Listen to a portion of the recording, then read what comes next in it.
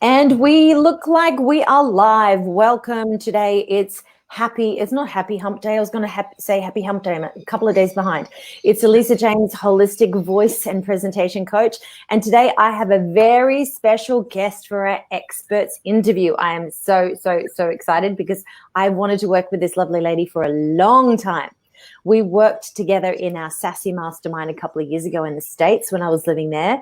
And Brigette is absolutely on a mission to end the tyranny of boring PowerPoints. And believe me, I know all about boring PowerPoints because I am terrible at PowerPoints. I'm the worst. And it's just so painful for me to make them. So I'm so glad that she's here today. She's so passionate about helping other speakers create presentations that engage and inspire their audience and turn them into raving fans. So welcome, please, Brigette Callahan today. Thank you so much for joining us. And it's Thanksgiving in America. I'm so happy that you're here. Thankful for being here, and especially on Thanksgiving. Thank you so much.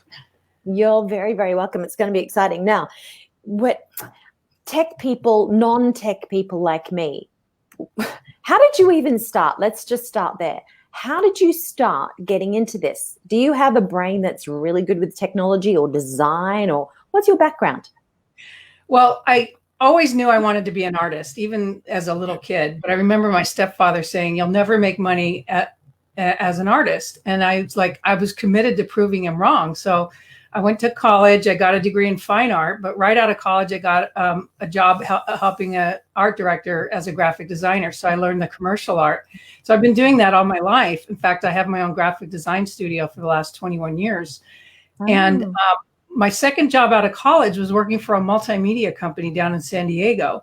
And I had no idea what they did. You know, I thought I'm going to be at a drawing board. I'm going to be sketching and cutting lithograph. And this was before computers, just before computers. And when I discovered what they did and how I had a part in that, it was just like, oh my God, I can't believe my artwork is on this huge screen. It's awesome. I felt like I worked in Hollywood, you know? And so I was so inspired by these live presentations and the money they put into it. And, you know, the annual sales meetings or, you know, employee uplift meetings, whatever. You know, we did work for American Airlines, Bridgestone, Jack in the Box, NCR, so big companies. And I was just a little, you know, cog in the wheel. But I learned the ropes, right? And so after I left that company, I went back into, you know, working just commercial graphic design, just doing layouts and prints and stuff. And then we got into website design and later into package design. But I always helped with slides. And the tech thing was I was really good with computers. As soon as computers came out, I had to get one. And I just knew that this is going to change the world and how we do graphic design. And I learned it quickly and I became an expert at it. In fact, after 3 months of getting my first computer, I got hired as an expert digital artist. And I'm like, I don't think they know I've only been doing this 3 months. Wow, that is absolutely fantastic. Oh my God. So, but how did you parlay that into actually making slides and helping speakers? What was the catalyst of you doing that? Well, throughout my career, how you change. Yeah. So that one job I worked at the multimedia company, I had connections with producers and they would hire me to work these live events. So I would fly to the live event and I would run their PowerPoint slides and be on site to make changes last minute. And, you know, a lot of speakers would come backstage. I have a change to my slides and they're about to go on stage in 5 minutes, you know, and so they're nervous and they're wondering if I can make the change for them. And, you know, I'm just like super fast. I know the program really well. And because I'm a 3rd degree black belt, I know how to be calm in the face of a storm. So I can be that relaxing source to help them and calm them down. So when they go on stage, they're good. So I did a lot of that, but that wasn't design. That wasn't working on their slides beforehand. I didn't get a chance to work on their slides because, you know, when you're hired by a company to work, you're not allowed to reach out to the client and say, hey, you should hire me to do your slides. You know, there's cross that line. So I never came out and say, hey, I designed slides. I just did it in the background and that kind of thing, and stuck with the graphic design. But actually, it was in Lisa Sasovich's program and working with another business coach who said, you need to stick to slide design. It says, you're really good at it, and it's such a super niche. There's not much competition out there. Just stick to it. And I thought about it, and I go, I think he's right, but I still like doing all the graphic design. So it was very hard to let go of that. And it took me a while to really embrace this and own it, take that throne and own it. And I'm just so glad I did, because at one of eWomen's conferences, I created the mission to make a difference for 1 million audience members through 1,000 speakers. And what I mean by that is that I'm an advocate for the audience. I tell speakers when I work with them that I don't care about you. I care about your audience, and I want to make sure they get the best of you. Absolutely. I tell my public speaking students that all the time. It's not about you. People have to learn that. It's never about the speaker. We're a conduit for the message. That's all we are. The message is the most important thing. So getting rid of distractions is a big part of what I teach as voice coach. But a big part of that also for some people is slides. And I tell you what, I know when I've been up there doing slideshow presentations, and I've done dozens and dozens and dozens of them in Australia especially, every time I would think, that one doesn't look very good. Or, I'm beating myself up when I'm on stage presenting knowing that it could be better. And that really, it's quite distracting to me, because they didn't flow properly, or the color looks clunky, and when I see somebody else's slides, I get slide envy. You know what it's like. It's like slide envy is the worst. So let's go into the questions. I know that you're here to serve, and this is all about the audience. So guys, this is for you. We are doing this for you in the Find Your Voice Aspiring Speakers Club today. If you've got any questions about slides, or you need help with your slides, you know where to find Brigette. You just type in the comments below. Now, we are live for at least another 10 minutes. You've got time to comment live if you want to, and I'll be able to see that straight through the StreamYard broadcast. So please type in any comments or questions, and I'll be happy to pass it on to Brigette. So the first question is, I want to show it. How do you improve my poorly designed slideshow that's very sad? Well, the quick answer is hire someone like me. But, sometimes we may not have the time or the budget. And so what I say is just simplify it. You really want to take everything away except the essence of the emotion you're conveying. And when I design a slideshow, it's mainly pictures. And I create the Hollywood effect, because when we watch a movie, it's just a bunch of film and stuff. It's not like we want to read subtitles all day. So reading text on slides is really kind of boring, and it interferes with you speaking, the speaker speaking. I can't hear you talk when I'm reading. So simplify, find a great image, go full frame with the image. Full frame. And I tell other people get shocked when I tell them this. I says, if you want to put your audience to sleep, design all your slides on a white background. And they're like, what? Think about it. When you're looking at projected light, which is light that comes from a computer or from, a slide projector or whatever, where our eyes go to the light. So when your eyes are looking at a predominantly white slide and you're trying to conjugate the dark letters on white, we have to really fight for the shapes of the letter. Once we get the shape, then we put the letters together and we form a word, and then we form the several words, and then we can read it. Think of the brain power. After about 5 minutes, you're just dead, and you can't even listen anymore, because your brain is so overwhelmed with trying to read what's on the slide because of that white background. And when I normally give a webinar and I show these before and afters, they see the difference. They see, okay, when you put light text on a dark background, it's relaxing, it's easy, and it's compelling. And just keep it to 1, 2, 3 words on a slide with a picture is kind of the key to make, a not so well designed slide better. But it depends on what you're showing. I'd have to see the slide to really give you some, expert advice. Yeah, absolutely. And I believe you give classes in this, right? You fix people's slides while they're watching you so they can learn themselves. Yeah, I actually have a monthly office hours. I call it Look Over My Shoulder as I Fix Your Slides. And it's a live Zoom call. It's 90 minutes long. And you're invited to come. There's no charge. And it's so funny because the first couple of times I did this, no one brought their slides. And it's like, here's your chance to engage, bring your slides, ask questions. And they all just wanted to watch. I'm just like, well, people learn a lot too. I suppose maybe some people are embarrassed about the state of their slides before they give them to you. Well, I'm sure. And the thing is, I feel for them because there's no training in design. It's just, you have a computer, you have the slide program, you're expected to create your own slides. And it's like crazy. It's like, I have a car, but I'm not expected to change the oil. Could I learn it? Maybe, but I'm not going to touch that thing. I'm going to let an expert do that. So people don't think that there's experts like me that can really up level their expertise, their authority, and their credibility from their slides. Yeah, that's fantastic. So what are as a speaker, we all decide sometimes, to use slides or not to use slides. What are the pros and cons in your eyes of doing that? Slides or no slides? That is the question. Well, if you're ashamed of your slides, or if you're going to make excuses for your slides, don't show them. And if you're going to put all the text on the slide, go up there, turn on the projector, start your slides, and then walk off stage because they don't need you. They're just going to read the slides. If you want to be there and be needed, create slides that they need you to talk to it.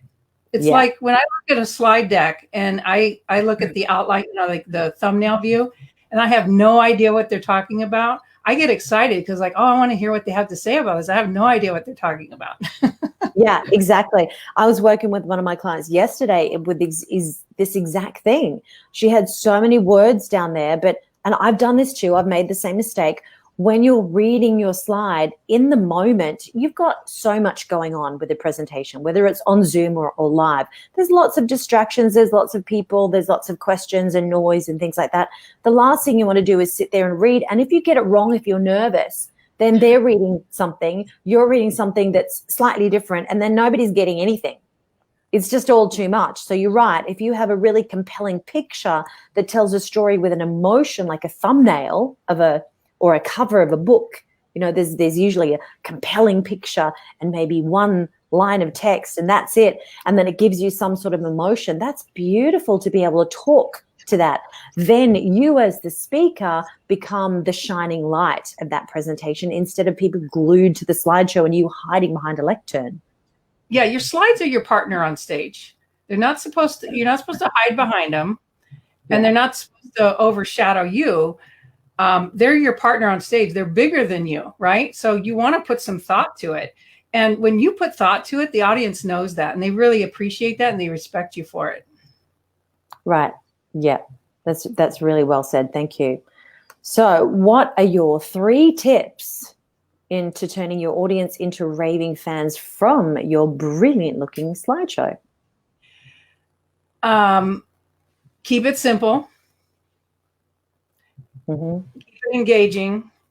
And I don't have the answers. It's just coming from my head because it changes all the time. But turning your audience into raving fans. Okay, so one of the things that I know most speakers don't do when I start working with them is they don't create an outcome. And what I mean by that is like, what do you want to happen when you're done speaking? Yes. And a lot of them are like, I just want to get off the stage as soon as possible. I'm just like, well, what? That's a waste of time. I know. My goodness. Yeah.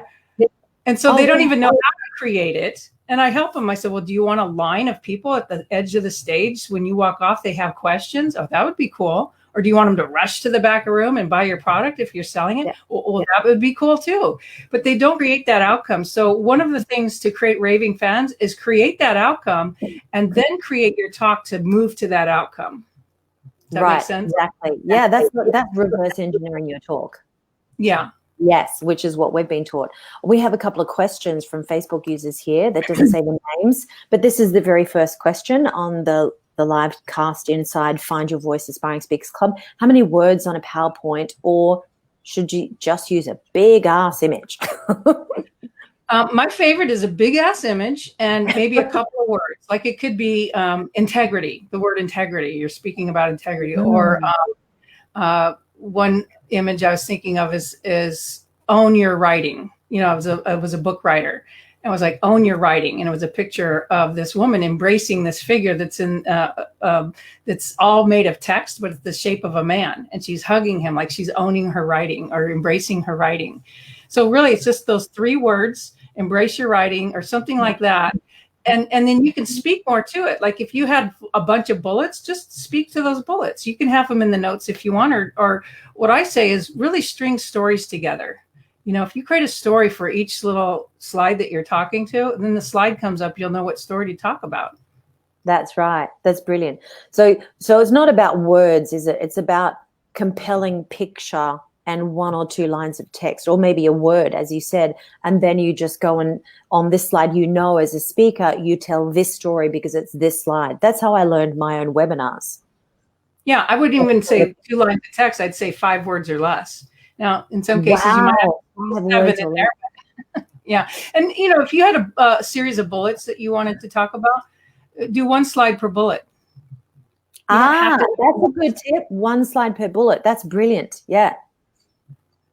Yeah, and what I did, I created this cool slide deck, and I try to hide bullets. It's like, I don't want to use bullets because bullets kill. So how can we create bullets that don't look like bullets? So one thing I did was I hand wrote Post-it notes and had them different colors, and then I pasted on the screen. It was like 7 Post-it notes. That was the bullet. And it was just, you know, 1 or 2 or 3 words on the Post-it note, but he was talking about a distinction. And then when we went forward, we would show an image and put whatever Post-it note it related to in the corner. And so then they could relate to, okay, I'm talking more about this bullet. And it's more of a story and it's pictorial. Yeah, that's fantastic. And look, we're all hardwired for stories and pictures. So it makes more sense because we don't naturally, you know, have the ability to read when we're children, but we respond to stories and we respond to pictures and color and movement. So it makes sense to tell more stories. So this is the second question that I've got from a Facebook user. How do you have a ratio of slides per time period? So in a 30-minute presentation, how many slides would you suggest? I actually do. And it's not hard and fast. I mean, people have differing opinions. There's some people that say 10 slides total. That's it. And I'm like, I don't know. I've seen, I would need more than that. But average, I would say 1 slide per minute. So a 30-minute talk may have 30. But a lot of times if someone's making an offer and they have offer slides, that could take up 15 slides right there of the offer, like building it up twice and then talking about, you know, the bonuses and this and that. So you could easily have 45 to 60 slides in a 30-minute talk. I know when I give my 30-minute webinar, I have 76 slides because I'm showing before and afters. And it's the impact. It's like, oh, here's what they did before, and they see it. And I was like, yeah, I've seen that slide before. And here's what I did after. And then I talk about it, and I go, ooh, ah. And then I go to the next slide, and it's a pictorial, you know? Yeah, that's fantastic. And do you have a webinar coming up too? Anything coming up in the future? I don't have dates yet, but I'm actually gearing up for a boot camp that I'm offering at the end of January called Create Compelling Slides That Convert.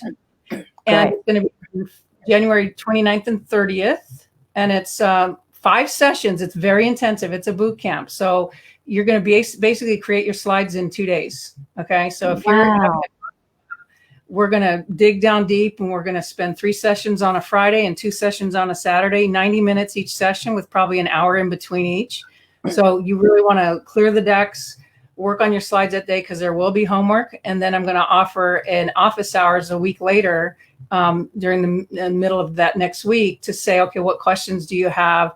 Or let's see what you've done, if we can tweak anything like that. So that's coming up. And the website that you can go to get like a free offer and follow me some more is createslidesthatconvert.com. And the / there's Rise. So that will give you my free offer to opt in. And, you know, once you become a member of the site, there's no charge. You're a member of the site. So then you can get the office hours and when the next date is and all that kind of fun stuff.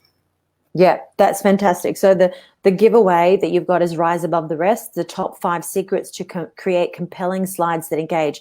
Look, we'd love to know how to register for your webinar when you get that up and running, and also give us the information for the bootcamp when you get up and running. Feel free to come back to this page, the Find Your Voice Aspiring Speakers Club, and then send me the information, and I'll send it out to all of my list, because I would love to have everybody know about the opportunities that you have with both the webinar and the coffee that you have, and also the bootcamp, because it's a perfect synergistic alliance with all of the speakers that are on this page. There's more than 400 speakers in this group right here, and they all want to be aspiring speakers, and they all give presentations. And you don't want to give a sloppy or a boring presentation. It's the last thing you want to do. You want to serve the audience. As Brigette says, it's not about you, it's about the audience. So don't bore them to tears or make them work too hard. Make it easy for them. Make it easy for them to say yes. And make it easy for them to grab your offer and run to the back of the room if that's what you're offering. So thank you so much. Have you got anything that you would like to leave people with? One last word of wisdom? I do. I just thought of something. I've had several speakers say, I don't have any slides, but they won't let me speak on their stage until I send them my slides. And I work backstage. I am that person that collects those slide decks, and I know why they're asking for it is because they're asking them on stage. They're calling, and our next speaker is so and so, and and they need a slide up on that's their introductory slide. So I tell them, I says, just create a title slide. Just send them a title slide. That's all you need to do. And so they go, really? Going to speak about slides? Right. That makes sense. That makes perfect sense. Yeah, exactly. And I think, look, people get so overwhelmed with, how do you do that? How do you create those slides, in what order, and what's good enough? Because you're right, we don't get training in this. This is not what we're trained for. It's like business, we're trained to do some sort of expertise, but it's certainly not accounting and bookkeeping and business and slides and tech stuff. Yeah, so come to my office hours and ask those questions, or go to my YouTube. I have a YouTube channel that has. Cool. What's the YouTube channel?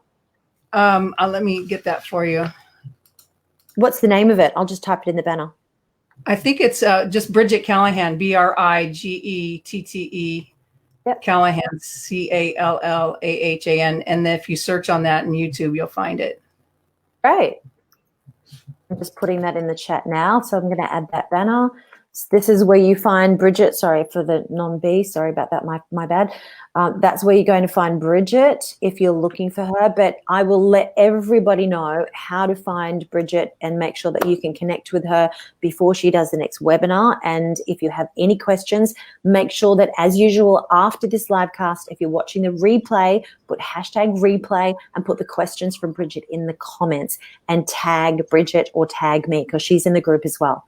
So we'll be here for you guys. We'll be watching this over the next day or two. If you've got any questions and you want to reach out, please go straight to slidesthatconvert.com/rise, and you will get a brilliant handout immediately, and you'll be on Brigitte's list, and you'll get to know whenever her bootcamp and her next webinar comes up. Great. Fantastic.